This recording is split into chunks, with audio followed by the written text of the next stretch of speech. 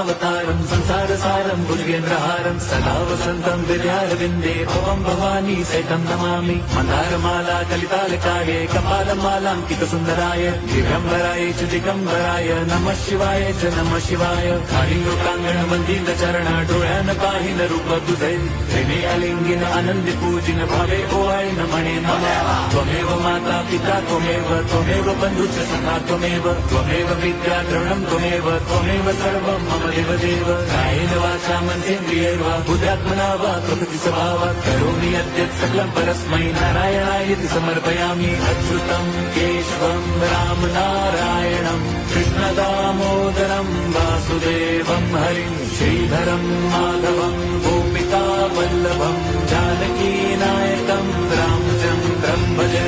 हरे राम हरे